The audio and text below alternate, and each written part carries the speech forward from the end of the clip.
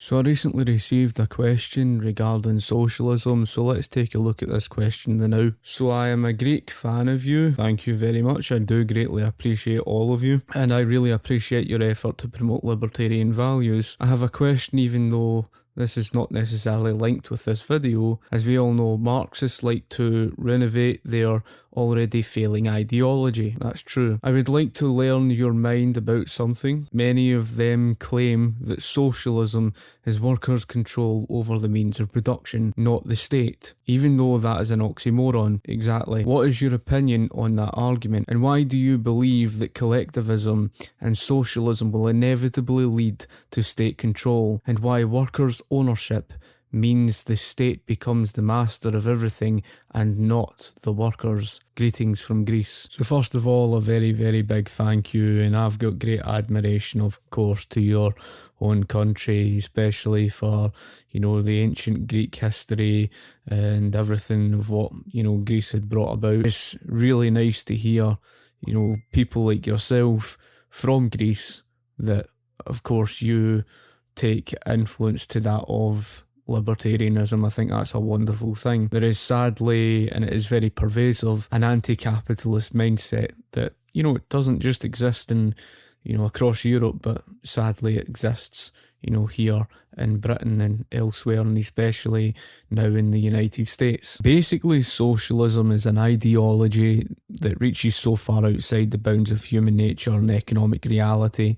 And I don't really need to go into, why socialism fails, because that's been covered. In terms of why socialism cannot avoid state ownership of the means of production, is because there's a world of difference between that of their ideology, their ideas, and that of the theories they speak of, to that of economic reality and human nature. The likes of this anarchist Catalonia was never anarchist. Immediately it formed its own form of government, which was the committee, and it gave special privileged positions to that of prisoners that let out, and they were terrorising other individuals into their way of things. Of course, these people would never own up to that. Again, it was the same story in that of Ukraine's free territory, which it wasn't free, and another one which was the Paris Commune. You saw terror rise immediately, and again you would see all the violence, even the Capitol Hill autonomous zone that they tried as an experiment, and then they later said, oh well, we weren't actually experimenting with it. It's always the same. It's the level of denial that they go through. It's always been the case, and you can see this because Christian Yemyets illustrates this beautifully. Although his book, Socialism, the Failed Idea That Never Dies, it's not a book for people to learn, oh, here's why socialism doesn't work. It's more so a book into the mentality, getting an understanding of socialism first, why it fails, the history of it. Throughout, history of all of these socialist regimes, whether you talk about the Soviet Union, North Korea, all of them, what you find is three phases. And in the first phase is the honeymoon phase. And every single time that they try to call, the regime democratic, because that's what they do. They did it with Venezuela more recently in history. During the 2000s, they described Venezuela as this democratic paradise.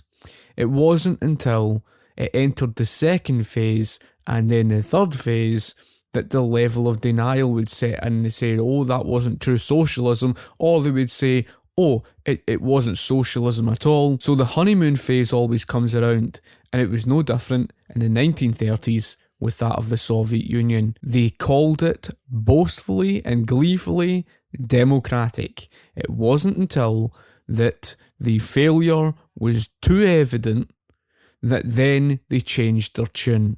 So they're very contradictory. So your question is why it doesn't avoid that of state ownership. Well, it's because of the fact that in practice, it's a world of difference to that of their theoretical nonsense. And funny enough, in every single, example of the honeymoon phase, like the Soviet Union of the 1930s, was state ownership. Even although they were calling it democratic, and you even had 70,000 people living in the labour camps, etc. That tells you the level of denial, because their ideology matters more to them then those people's life's at risk. It really does, and I'm not even joking about that.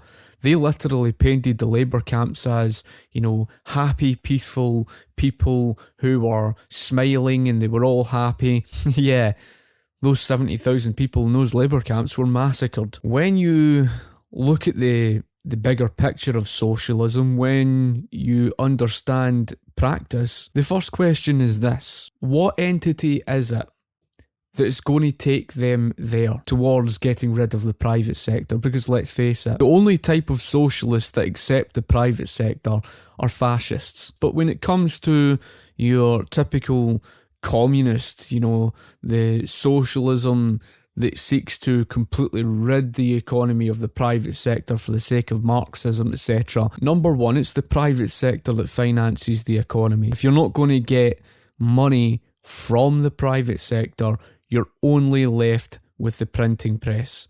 And that is a very, very serious problem regarding the economy in practice. So since that entity is going to be the government in terms of trying to get rid of the private sector, the next question is, since it's the government that taxes the people, it's the government that holds and manages and controls the money. Therefore, it's the government that gets to decide where that money goes and how much of it goes to what. It goes into one big pot, in the government's pot, and the government is the one who pays the wages of the public sector. So it's the government that's the one that's managing and controlling, where money goes. Now, they might say, well, we are the ones who democratically vote. That doesn't mean anything. The bottom line is you're giving the state the power and control to manage what the prices are, etc. Well, here's the human nature argument and why human nature defies them. Socialists are myopic in their worldview. They don't understand that human beings are not chess pieces on a chessboard, that we are naturally self-interested. Hypothetically speaking, if you got rid of the government, who's going to stop people like me going and doing my own thing? There's no government. Who's going to stop me? That's the issue. Because you have 65 million people in Great Britain alone. And I don't know what the population is in Greece, but could you imagine with no government and the population of Greece? It's natural. You see it in every day of society, where for whatever reason being, people just want to be left alone.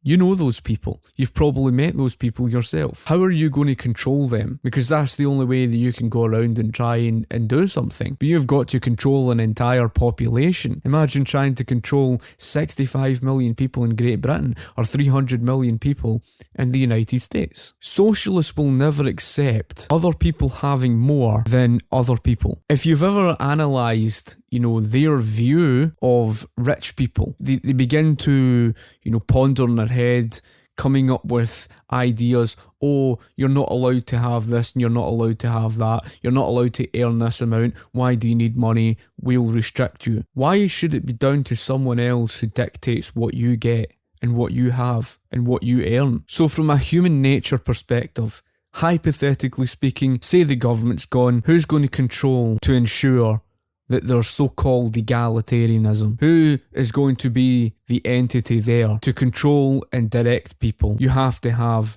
the communal ownership of property. Now, this is exactly what we mean about socialists bastardising the entire meaning of socialism, because then they try to redefine everything to suit their own agenda, where they literally take the definition of socialism and completely redefine it. The definition of socialism is very clear. Regardless of whether they argue for, in the hands of the workers or in the hands of the state, it doesn't matter what they say. It's based on collective ownership of the means of production. There is nothing collective ownership about that of personal ownership. There isn't. The fact that they are honestly trying to bastardise the entire definition of personal goes to tell you the level of mental gymnastics they're going to. Individual ownership is individual ownership. Personal ownership is personal ownership. There's nothing collective ownership about personal ownership. It's personal. If they're honestly trying to tell you that something personal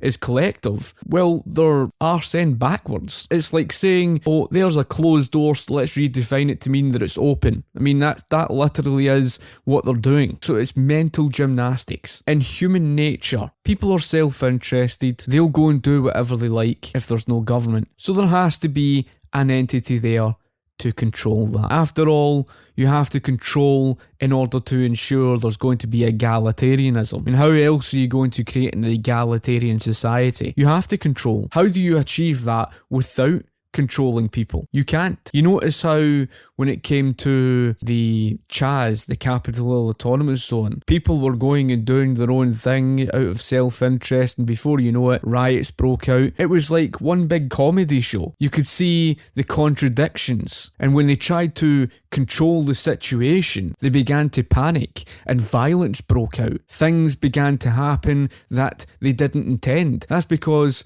their good intentions are faced with unintended consequences. They've been too busy looking at theoretical nonsense that means absolutely nothing. Even if you try to get rid of the government, you're not going to be able to, because there needs to be an entity there to try and keep everybody on the same page, to try and control, to prevent individual ownership. And that's the issue, because socialism seeks to get rid of private ownership, individual ownership, basically individual liberty. Well, if you strip an individual of their rights, if you strip an individual of individual ownership, since human beings are self-interested and you've got no government there, how then are you going to stop them? The only way that you can do that is immediately forming another government, and that's essentially what they would require over especially a large population of people. Now, you saw what happened in the Capitol Hill Autonomous Zone in CHAZ. That's just a tiny fraction, of a population. That's nothing. You imagine taking that on the scale of the United States of America with 300 million people.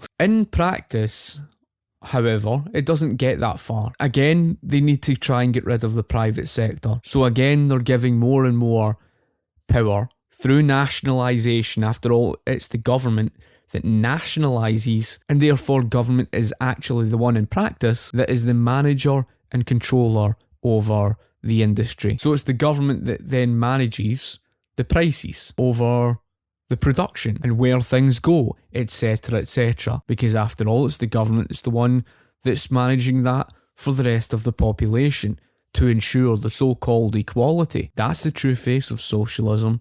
It will never avoid the central planning. This is in relation to why it will never be democratic in that process in practice. When the government then takes control and ownership over something through nationalisation, it begins fixing the prices.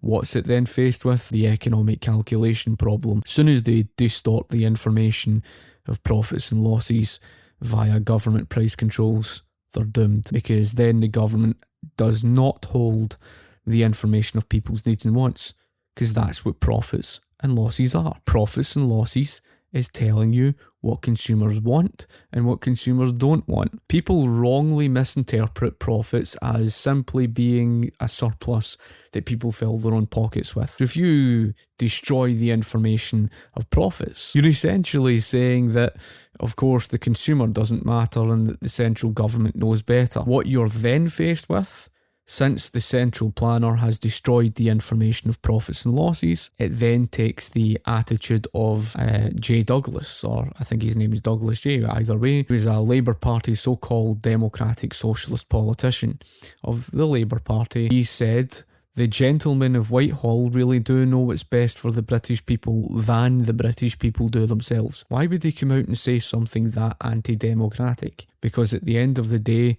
when you're faced with heavy nationalisation like Britain was, it's impossible to serve for the needs and wants of society. So it's much easier for the government to take the self-serving attitude of producing for what they think is best for the people. And all the government does is it grows bigger and bigger and more powerful as they become more and more dependent upon the state. You see, all it is just aspirations and not their feelings that they think is somehow of greater importance than that of human nature and reality. Okay, well, in turn of them trying to get rid of the private sector, how then are they going to pay people wages? Because this is the thing, socialists are constantly contradictory. Some of them will take the position of a moneyless based economy based on Marxist theory, but in terms of socialists who say they're going to pay people wages, well, how are they going to do that then without the private sector? Only option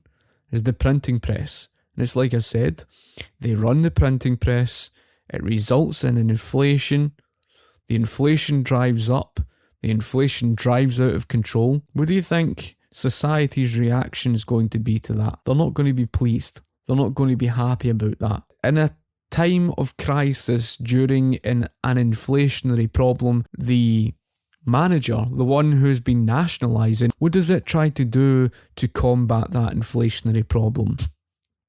Price ceilings. And that's why you end up with the likes of the Venezuelan food shortage crisis, or, all the other shortages that you end up seeing, price shortage problems, because socialists just don't understand economics. So I hope that answers that question for you. It's quite remarkable, folk. It really, really, really is a religious cult. It's failed that much that it requires extreme levels of ignorance. Extreme. I'm speaking extreme levels of ignorance. Any rational-minded person, and sadly there are some really good people out there who end up falling down the path of all this socialist nonsense because of someone else, because they just didn't know much about politics or economics, and they end up going down that road, and then eventually down the line they begin to question things. And when they start to question things,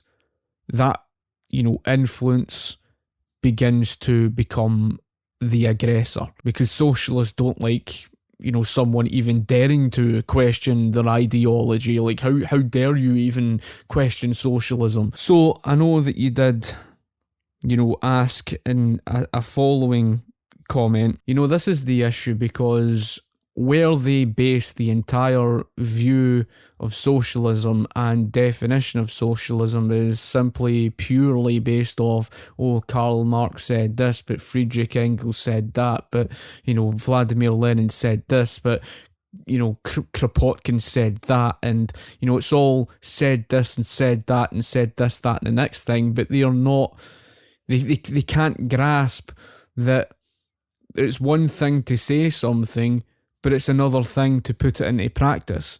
And that is what they completely ignore. They're taking practice and they're simply just shoving it aside as if it just doesn't matter. But it's not going to hide economic reality. It's not going to hide, human nature. It's a bit like someone who, writes down, but, this is how, the minimum wage is going to work. This is how it's going to work. I feel it.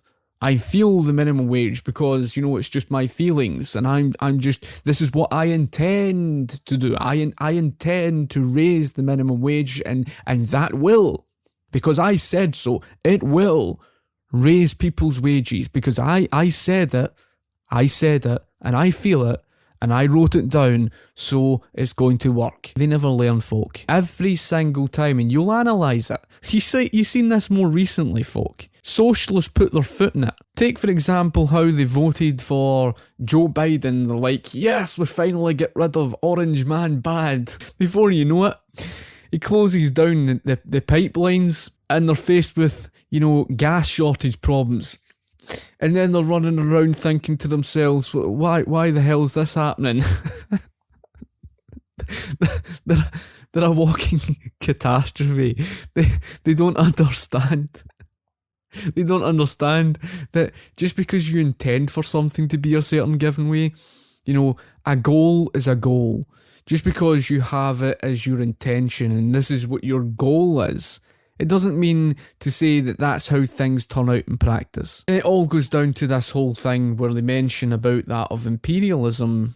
And again, this is where it brings in the whole thing to do with individualism and collectivism. Individualism is defined, and this is me speaking especially from practice, and what individualism, collectivism really are. Not what they imagine to be, not what they, wish it to be, not because of theory of what such and such said, but what it is in practice. Individualism is placing the individual as the primary element of the economy and the purpose of the states to serve the people. That's the only role of government in this circumstance, is to serve and protect the individual's property rights. The individual is free and economically independent from the state. That lives up to the definition of individualism. Under collectivism, it is state-owned and directed. The state becomes the main element of the economy, and whether they like it or not, in the real world of collectivism, the people are subservient to the state. And throughout recorded history, whether you speak about feudalism, theocracy, that of communism, fascism, Nazism, imperialism, colonialism, all of them